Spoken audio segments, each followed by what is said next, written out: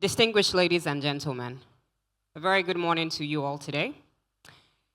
I feel very honored to be speaking to you about a topic that I am extremely passionate about. This morning I'll be speaking to the topic. It's a keynote speech, so I'll be speaking to the topic, mental wellness in the creative space. I'd like to start off with a quote by Albert Einstein that says that creativity is seeing what others see and thinking what no one else ever thought. The year was 2019. A senior colleague, friend, brother, and mentor had reached out to speak to me on one of our very irregular calls. We used to check in on each other. And after our usual exchange of pleasantries and banter, he said to me, "Gbonju, I'm so proud of you. You are doing so well. You are gracing stages, newspaper covers, TV and radio interviews. You are doing so well. But do you know that in 10 years' time, you may not be as prominent as you are right now? Younger people will come up. They will compete with you. They will take the stage. And if this is all that you'll be doing, then you may lose relevance. So please, have a plan, because no one stays on top forever." This had to be one of the realest reality checks I had ever had. I was, however, thankful for this conversation and thanked my mentor. I reassured him that I was putting in a lot of work to ensure that I didn't go into oblivion. 3 years ago, I managed a patient, celebrity by all standards, for substance dependence. He was struggling with his identity and the reality of losing relevance in a fast-paced economy and stage. As you know, the landscape in Nigeria for creatives is rapidly evolving. One day you are the star, the next day there's a new kid on the block. While I tried to help this young person understand that he had to innovate, move with the times, and understand that times of seeming relevance may soon dwindle, he screamed out loud, "No, Dr. Gbonju, don't say that. Don't compare me to anyone else. I will always be on top. I will always be relevant." Honestly speaking, no one stays on top forever. We are all creatives on our journeys to becoming, developing, and innovating. I remember being called a creative once when someone saw my innovative approaches to making mental health information accessible to all. I remember thinking that I wanted to see what else someone else didn't see, to make mental health attractive, seamless, and relatable to all. And so I introduced different means and methods, including an alter ego of mine that I call Anti-Ramo. A creative is described as one who has the ability to invent and develop original ideas, especially in the arts. It's about seeing things from a fresh perspective, solving problems in a new way, or drawing connections between seemingly unrelated things.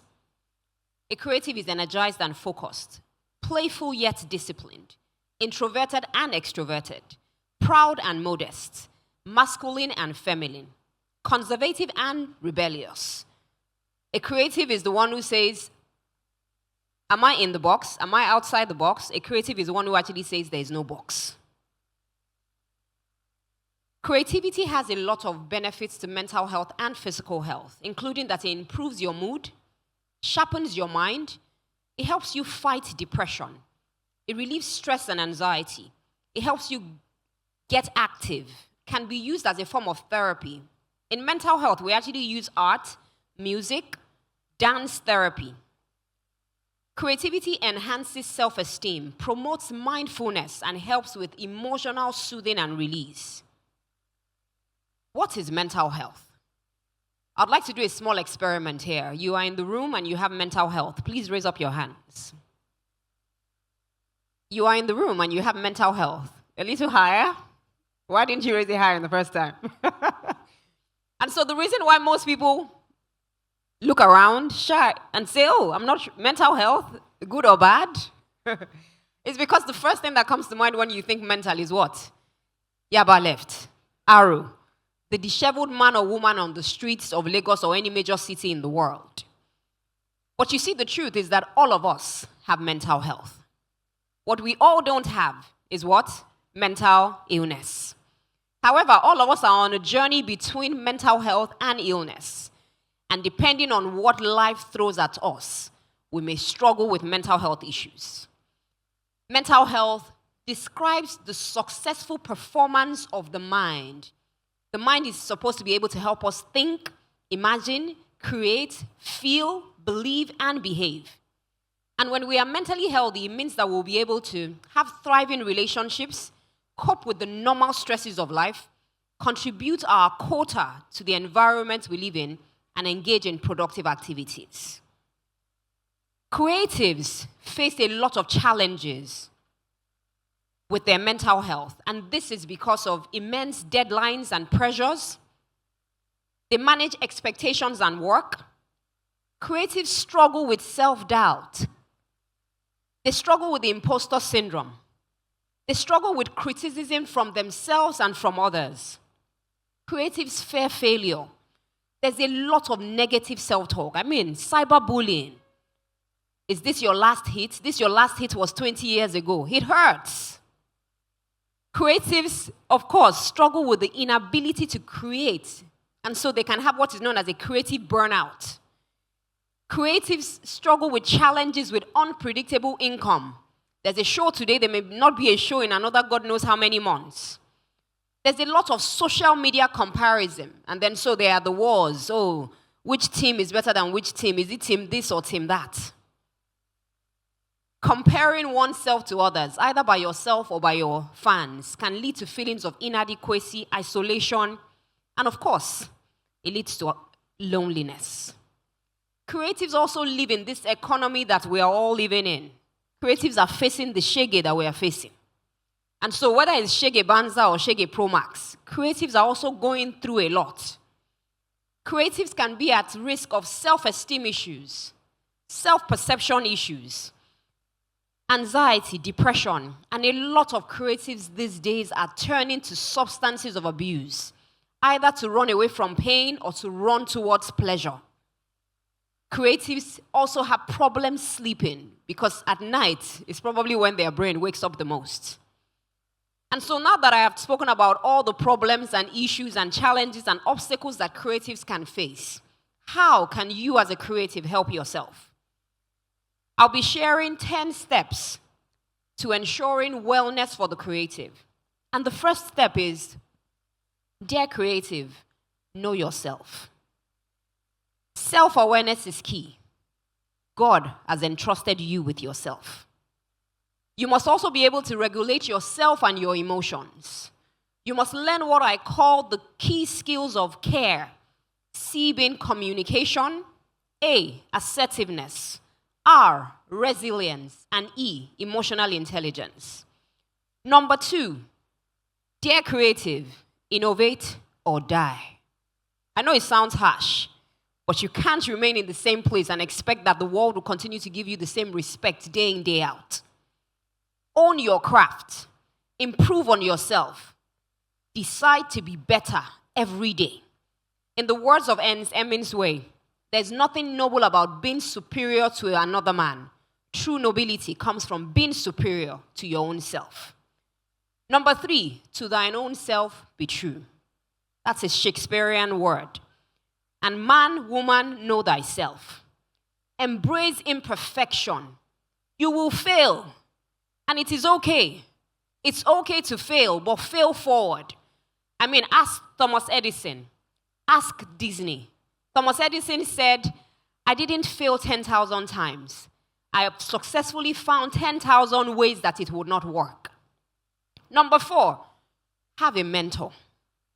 Have people in your circle that you are accountable to.